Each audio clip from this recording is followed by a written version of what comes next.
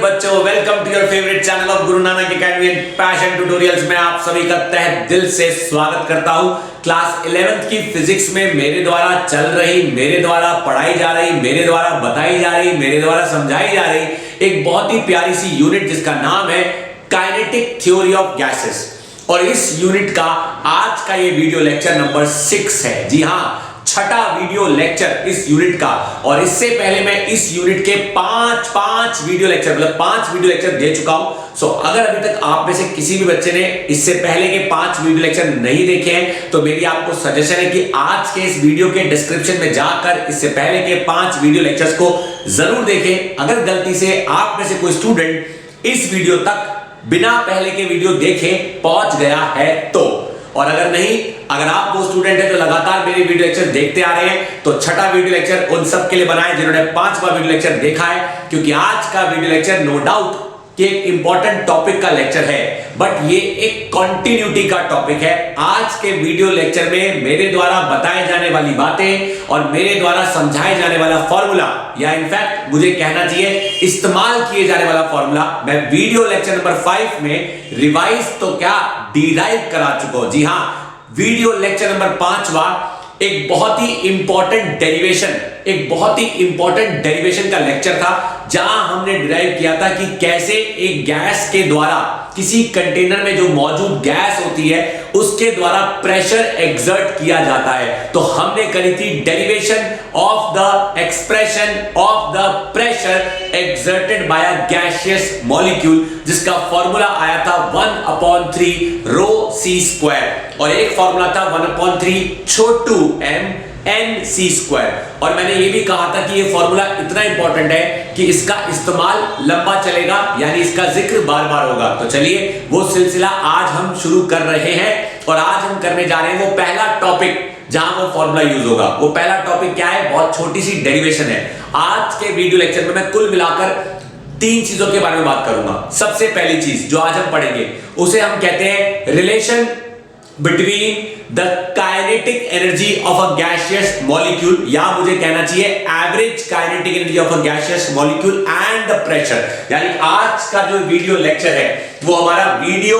Lecture number 6 है। और आज के वीडियो लेक्चर में मेरे द्वारा जो टॉपिक्स पढ़ाए जाएंगे, I repeat my sentence, topics जो पढ़ाए जाएंगे, आज के वीडियो लेक्चर में जो टॉपिक्स मैं पढ़ाऊंगा उन टॉपिक्स में सबसे पहला एक छोटा सा बच्चों वाला प्यारा सा टॉपिक है जिसे हम कहते हैं relation between kinetic energy and pressure of a gas. यानी ये गैस की काइनेटिक एनर्जी और उसके प्रेशर का रिलेशन है, यानी relation between kinetic energy and pressure of a gas के बीच का रिलेशन है, वो हम करने जा रहे हैं। आज इसकी डेरिवेशन करेंगे। सेकेंड चीज हम करेंगे, बहुत इंपॉर्टेंट, बहुत ज्यादा इंपॉर्टेंट है ये, इसे कहते हैं derivation of average kinetic energy. Derivation of average kinetic energy of each molecule of a gas. यानी किसी भी गैस के हर एक मॉलिक्यूल की एवरेज काइनेटिक एनर्जी की हम डेरिवेशन करने जा रहे हैं। और तीसरा टॉपिक जो आज हम करेंगे उसे हम कहते हैं काइनेटिक इंटरप्रिटेशन ऑफ टेम्परेचर। और काइनेटिक इंटरप्रिटेशन ऑफ टेम्परेचर को एक और नाम से पुकारा जाता है, इसे कहा जाता है डेरिवेशन। अरे किस चीज की? It is the derivation of relation between kinetic energy and temperature. यानी काइनेटिक एनर्जी और टेम्परेचर के बीच का जो रिश्ता है वो इस डेरिवेशन में मेरे द्वारा आप सभी को बहुत ही बेहतरीन तरीके से बताया जाएगा। लेकिन ये तीनों में एक ही चीज सबसे ज्यादा काम आएगी, और वो एक चीज जो सबसे ज्यादा काम आएगी इन तीनों में वो है हमारा फॉर्मूला। किस चीज का? Formula of pressure exerted by a gas. यानी गैसियस मॉलिक्यूल के द्वारा लगाए जाने वाला जो फॉर्मूला है वो फॉर्मूला है 1/3 रो सी स्क्वायर। ये सबसे ज्यादा काम आएगा इन तीनों डेरिवेशन में। तो चलिए बिना समय गवाए सीधा शुरू करते हैं। आपको सबसे पहले कराते हैं relation between kinetic energy and pressure of a gas. ये देखो बहुत सिंपल डेरिवेशन है, शुरू होते ही खत्म हो जाएगी, तो सुनेंगे ध्यान से। हम जानते हैं भाई, क्या जानते हैं कि प्रेशर ड्यू टू गैस, हम जानते हैं कि प्रेशर ड्यू टू गैस होता है, प्रेशर ड्यू टू गैस होता है P is equal to 1/3 rho c square, P is equal to 1/3 rho c square, ये प्रेशर ड्यू टू गैस होता है। and if density is equal to mass upon volume है, then unit volume of gas के लिए,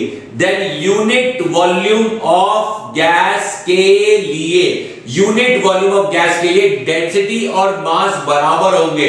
तो ऐसी gas की kinetic energy, मैं यहां पे लिख रहा हूं, ऐसी गैस की काइनेटिक एनर्जी का फॉर्मूला बनेगा हाफ m, मेरी बात ध्यान सुनिए, हाफ m c स्क्वायर। ये एवरेज काइनेटिक एनर्जी है, तभी मैं यहां पे c लगा रहा हूं। अगर सिंगल मॉलिक्यूल के लिए मैं लिखता तो हाफ v स्क्वायर लगाता, हाफ mv स्क्वायर लगाता, तो काइनेटिक एनर्जी मैं लिख दिया। तो यहां मुझे relation between average kinetic energy, average है तभी तो c है, सिंगल पार्टिकल होता है या सिंगल मॉलिक्यूल होता तो v लगाता। तो kinetic energy of a gas, of a single molecule या average kinetic energy of a gas is equal to half mc square. तो मैंने यहां पे हाफ mc स्क्वायर में जो m है उसकी जगह मैं रो पुट कर सकता हूं, और मैं कह सकता हूं that kinetic energy is equal to half rho c square. मेरे प्यारे प्यारे 11th क्लास के बच्चों, अब ध्यान से देखिए मैं क्या लिख सकता हूं। Now we may write the above two expression, now we may write the above two expressions as follows, यानी ये जो दो ऊपर की बातें हैं इन्हें दो तरीके से लिखा जाता है। पहला, pressure is equal to 1/3 rho c square, एक सर आपने बताया। दूसरा, काइनेटिक एनर्जी कहूं या सिंपल एनर्जी कहूं, energy is equal to 1/2 rho c square. और अगर मैं दोनों इक्वेशंस को डिवाइड करता हूं मेरे प्यारे प्यारे 11th क्लास के बच्चों, तो मुझे प्राप्त होता है 1/3 rho c square divide by 1/2 rho c square, cancel. तो 1/3 डिवाइड बाय 1/2। फर्दर अगर सॉल्व करता हूं तो प्रेशर बटा energy comes out to be 1/3 into 2/1, और प्रेशर और एनर्जी के बीच का रिश्ता comes out to be 2:3, or we can say that pressure is equal to 2/3 times of energy। एक बार नहीं, मैं कहता हूं 2 बार सही। जरा बोर्ड पे लिखवाई गई बात को प्यारे प्यारे बच्चों घूरो तो सही। जी हां, आपने सही सुना मेरे प्यारे प्यारे 11th क्लास के बच्चों।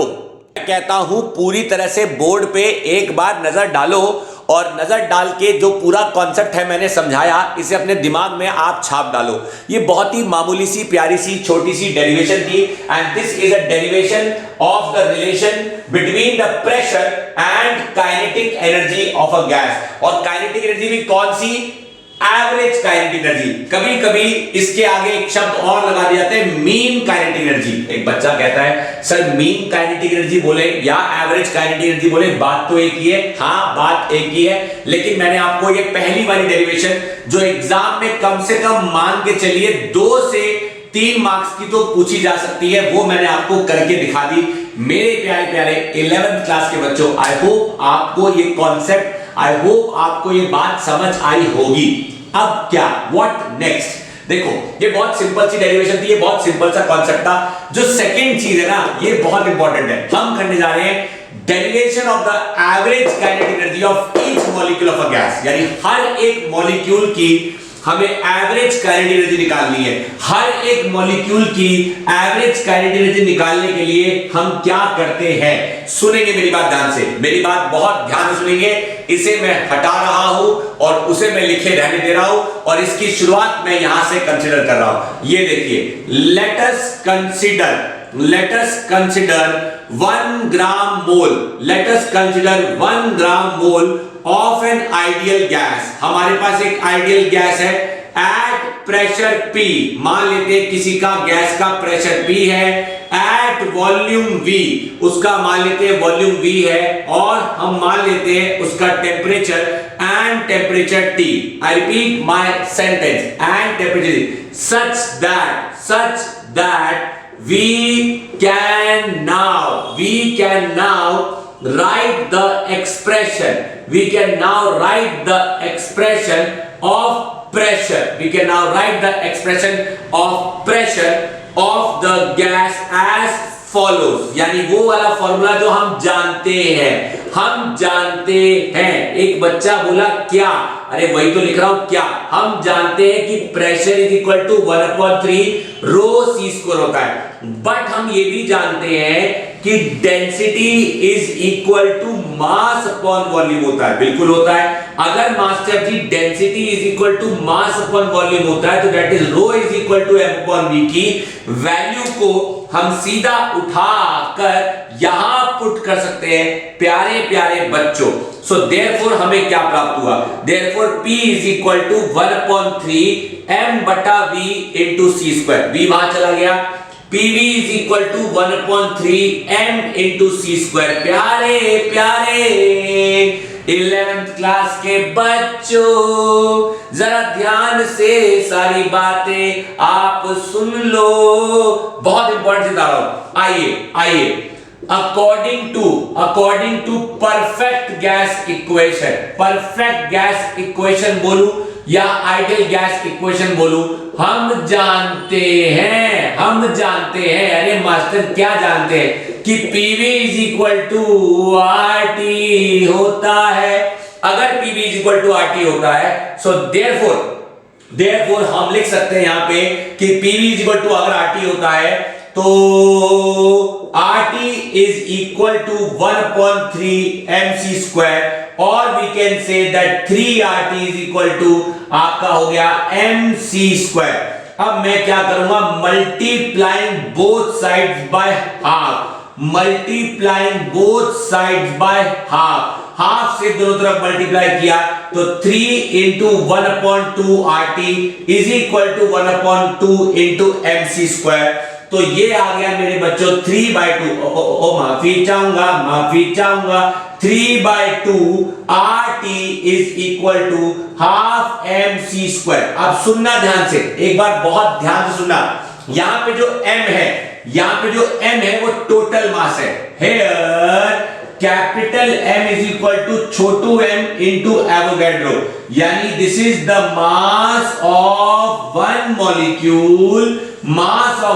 मॉलिक्यूल इंटू मॉलिक्यूल्स की गिनती जो कि एवोगैड्रो होती है. मॉलिक्यूल्स की गिनती जो कि एवोगैड्रो होती है.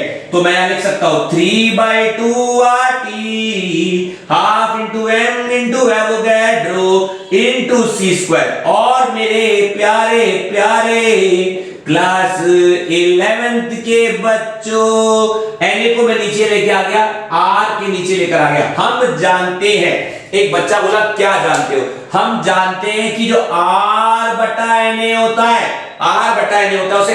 उसे हम बोल्ट्जमैन कांस्टेंट कहते हैं. तो therefore 3/2 KBT is equal to half mc square.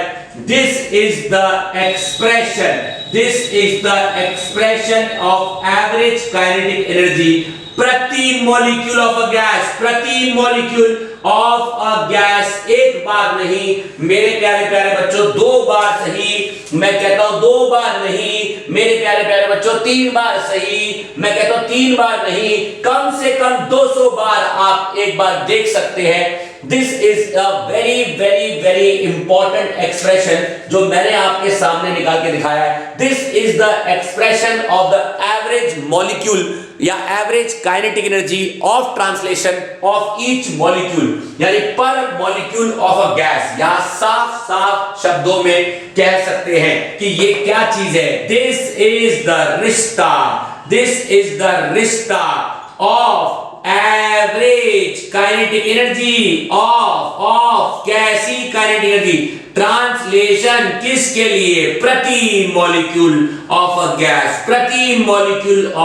Gas. मेरे प्यारे प्यारे क्लास 11th के बच्चों, एक बार देख लीजिए, मैंने आपको पूरी डेरिवेशन करके दिखाई है। बहुत सिंपल डेरिवेशन है।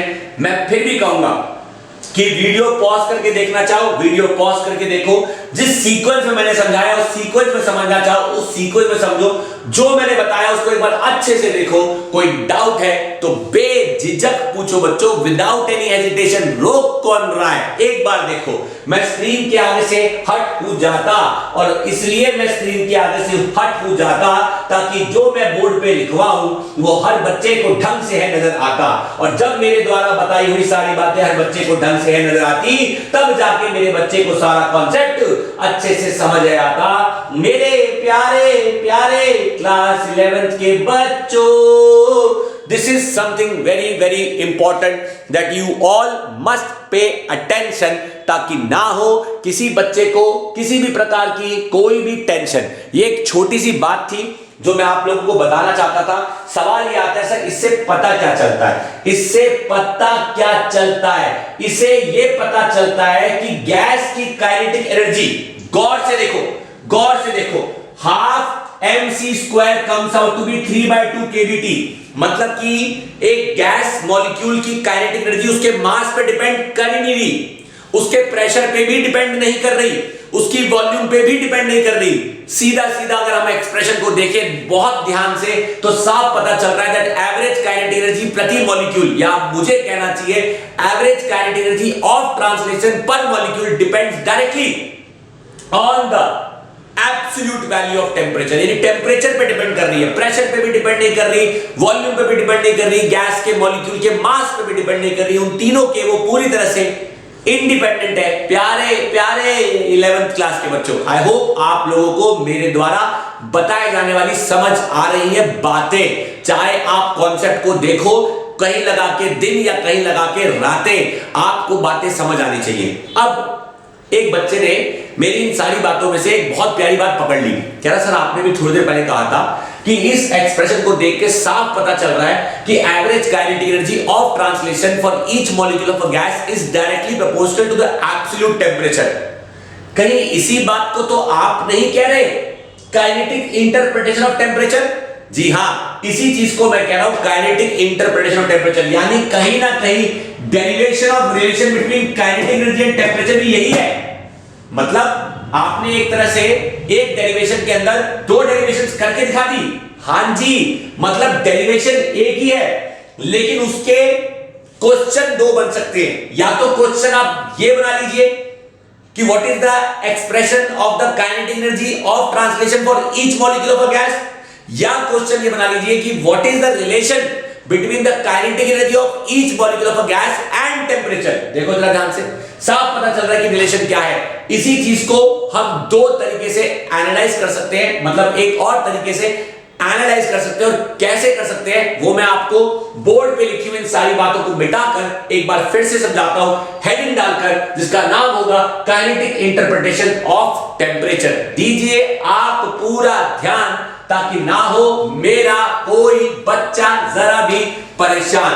So this is something very very important that you all must pay attention, ताकि ना हो किसी बच्चे को जरा भी कोई भी टेंशन। तो ये जो हेडिंग यहां पर थी काइनेटिक इंटरप्रिटेशन ऑफ टेम्परेचर वाली, इसी हेडिंग को अब मैं लिखने जा रहा हूं और आपको इसी हेडिंग के बेसिस पे जो इंटरप्रिटेशन हुई है वो बताने जा रहा हूं। दीजिए पूरा ध्यान। चलिए लिखता हूं हेडिंग। क्या है हेडिंग हमारी? हेडिंग हमारी बहुत बेसिक है, जिसे हम कहते हैं काइनेटिक इंटरप्रिटेशन ऑफ टेम्परेचर। इसे कहते हैं काइनेटिक इंटरप्रिटेशन ऑफ टेम्परेचर, यानी इस हेडिंग का नाम है और हेडिंग को कहा जाता है काइनेटिक इंटरप्रिटेशन ऑफ टेम्परेचर, क्योंकि इसे कहा जाता है काइनेटिक इंटरप्रिटेशन ऑफ टेम्परेचर, या इसे एक और चीज के नाम से है पुकारा जाता। इसे रिश्ता बिटवीन काइनेटिक एनर्जी प्रति मॉलिक्यूल एंड एब्सोल्यूट टेम्परेचर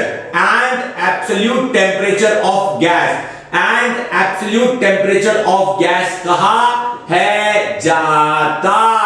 एक बार नहीं, मैं कहता हूं 2 बार सही, 2 बार नहीं कहता हूं 3 बार सही। एक बार जो मैंने यहां बताया उसे घूरो तो सही। आइए तो देखो जी, सिंपल शब्दों में जो मैं कि हम जान चुके हैं, हम जान चुके हैं कि pressure is equal to 1/3 rho C square होता है and rho is equal to m upon volume, यानी density is equal to mass upon volume होता है। तो therefore pressure is equal to 1/3 into mass upon volume into c square होगा। और simple शब्दों में कहूं कि पीवी इज इक्वल टू 1/3 आपका, एक मिनट हमने कुछ गड़बड़ तो नहीं कर दी, हाँ सही किया, पीवी इज इक्वल टू 1/3 आपका सी स्क्वायर होगा। ये चीज हमें समझ आई। But also PV is equal to, ये पीवी यहां चला गया ना, तो हमारे पास यहां पे एम तो बचना चाहिए, M PV is equal to M, भाई 3 यहां आ गया, v यहां चला गया, pv is equal to m बटा 3c square. Also pv is equal to rt, also pv is equal to rt, therefore हम बोल सकते हैं कि rt is equal to m बटा 3c स्क्वायर। और आई कैन सिंपली से 3rt बटा m is equal to c square. यहां पे मेरे प्यारे प्यारे बच्चों r t और r3 और m ये कांस्टेंट है, ये कांस्टेंट है। क्योंकि ये कांस्टेंट है तो क्या मैं लिख सकता हूं, therefore temperature is directly proportional to c square और c is directly proportional to √t। यानी मैं सिंपल शब्दों में कह सकता हूं, इससे मुझे क्या पता चलता है, इससे मुझे पता चलता है कि absolute temperature of a gas, absolute temperature of a gas is directly proportional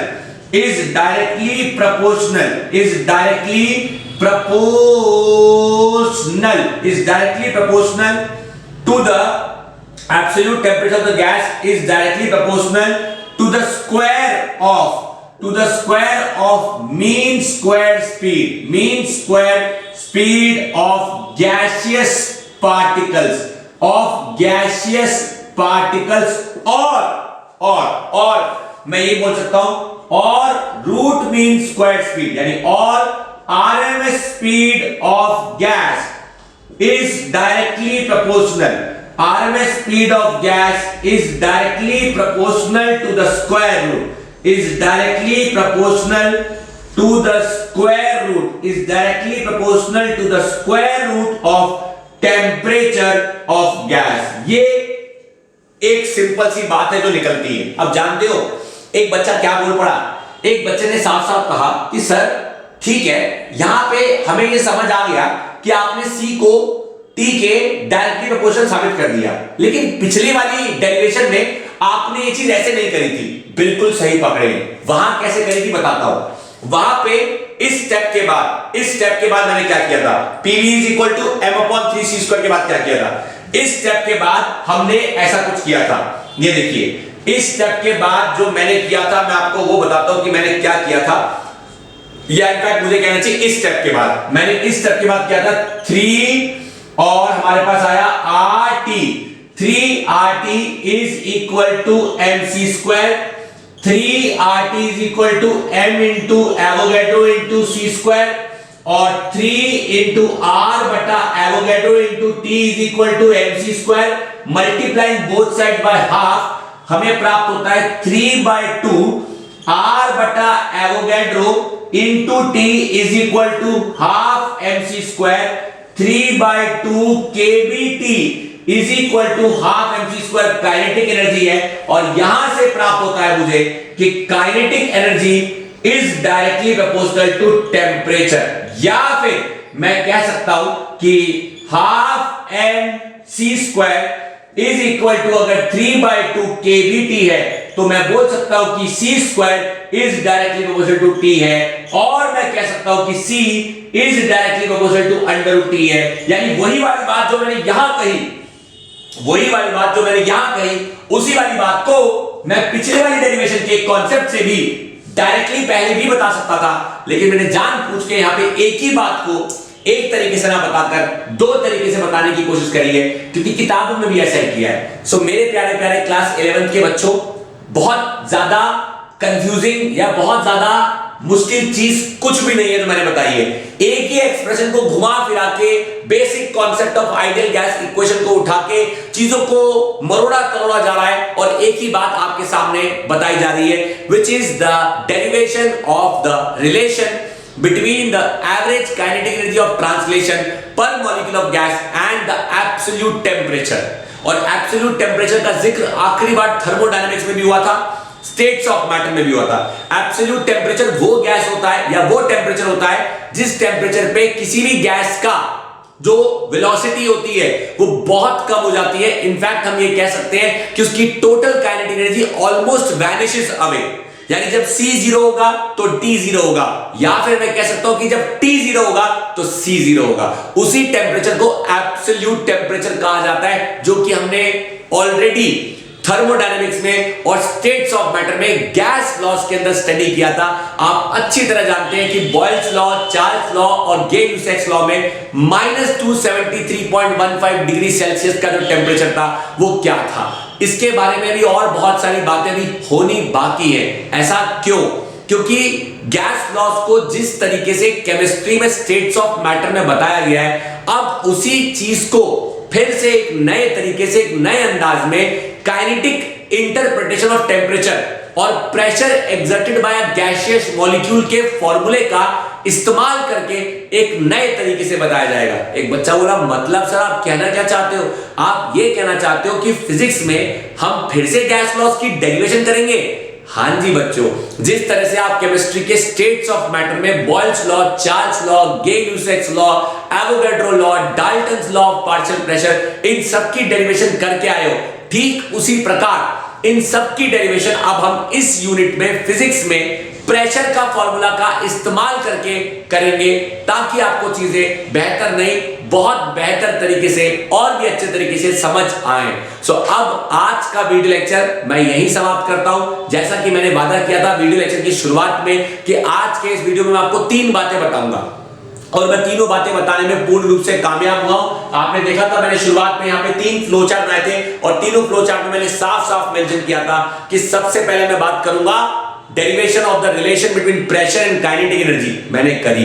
फिर मैं बात करूंगा derivation of the average kinetic energy प्रति मॉलिक्यूल ऑफ अ गैस, और फिर मैं बात करूंगा the interpretation of the kinetic energy and temperature, यानी काइनेटिक एनर्जी और टेम्परेचर के बीच में जो रिश्ता है उसके बारे में बात करूंगा। मैंने उसके बारे में भी बात करी और बखूबी आपको पूरा कॉन्सेप्ट अच्छे से बताया है। मुझे उम्मीद मेरे हर एक बच्चे को सब कुछ अच्छे से समझ आया। So my dear class 11th के प्यारे प्यारे बच्चों, आज का ये वीडियो लेक्चर नंबर 6 यही समाप्त होता है। बस कराऊंगा आप सभी को थोड़ा सा और इंतजार, ताकि ना हो आप में से किसी भी बच्चे का समय बेकार। लौट के आऊंगा मैं फिर से लेके वीडियो लेक्चर नंबर 7 एक और बार, जिसका टाइटल होगा the derivation of gas laws on the basis of the pressure exerted by a gaseous molecule, यानी गैसियस मॉलिक्यूल के प्रेशर के बेसिस पे हम डेरिवेशन करेंगे गैस लॉस की। आप उसका इंतजार कीजिए, बहुत जल्द लौट कर आऊंगा। वंस अगेन आज का ये वीडियो लेक्चर देखने में जो आप सबने अपने जीवन का कीमती वक्त दिया है, उसके लिए मेरी तरफ से आप सभी का तहे दिल से शुक्रिया।